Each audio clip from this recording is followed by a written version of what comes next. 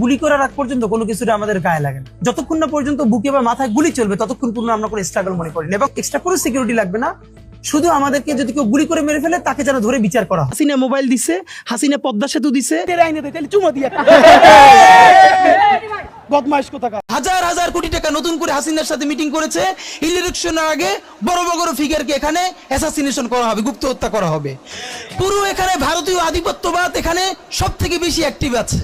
এখানে আওয়ামী লীগের হাজার হাজার কোটি টাকা, তার সচিবরা, তার পুলিশরা, তার পান্ডারা সব উপদেষ্টা প্রতিদিন আপনাকে একটা আর্মি কুয়ের জুজু দেখাচ্ছে। ঠিক এই মাত্র একটা বছর আগে আমাদের হাজারো হাজারো শহীদ যেই গুলিতে শহীদ হয়েছে, এর চেয়ে দামি গুলি তো আর আর্মি আমাদের উপরে ব্যবহার করতে পারবে না।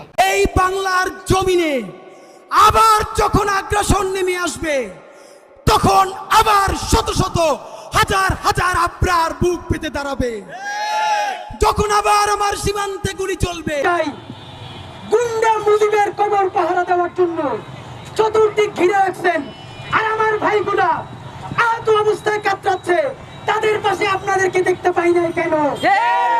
সচিবালয় থেকে বিশ্রাময়, রাষ্ট্রের সর্বত্রই এখন ঋতুস্রাব চলছে। রাখেন, এই ওয়াকার সাহেব অথবা আর্মি যদি কোনো কু করার চেষ্টা করে, জনগণ গিয়ে ক্যান্টনমেন্টের ইট খুঁজে নিয়ে আসবে। ইট কাদের মোল্লা সাহেবের যখন ফাঁসি হয়েছে তখনও জামাত ইসলাম বাংলাদেশে নিষিদ্ধ সংগঠন না, এবং জামাত ইসলামের পত্রিকা সংগ্রাম পত্রিকা, সেই সংগ্রাম পত্রিকা রিপোর্ট করে লিখেছিল আব্দুল কাদের মোল্লার আগে শহীদ। মুক্তিযুদ্ধের মতো যেরকম আওয়ামী লীগ মুক্তিযুদ্ধের ডাক দিয়ে সব গিয়ে কলকাতা হোটেলে রইছে, আর এখানকার কৃষক শ্রমিক জনতা মুক্তিযুদ্ধ করছে, দেশ স্বাধীন হয়েছে, তারা এসে বলে মুক্তিযুদ্ধের মালিক আমরা। বাঁচলাম, কোনো ইম্প্যাক্ট তৈরি হলো না আমার দিয়ে, দেশের জন্য, রাষ্ট্রের জন্য, উম্মার জন্য, জাতির জন্য। কিন্তু আমি ধরেন 5 বছর বাঁচলাম, সেটার মধ্য দিয়ে যদি আগামী 50 বছরের ইম্প্যাক্ট তৈরি হয়, তাহলে অনেকদিন বেঁচে থাকায় কি সাফল্যের বলেন?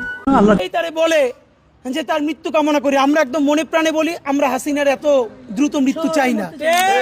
অন্তত প্রথমত আল্লাহর কাছে প্রার্থনা করি সে 100 বছর বাঁচুক। আগামী 50 বছর কাছে সঁপে দিয়েছি। ভাই আল্লাহ যদি আমাকে নিয়ে যায়, আমার বাচ্চাটার দিকে একটু খেয়াল রাখেন।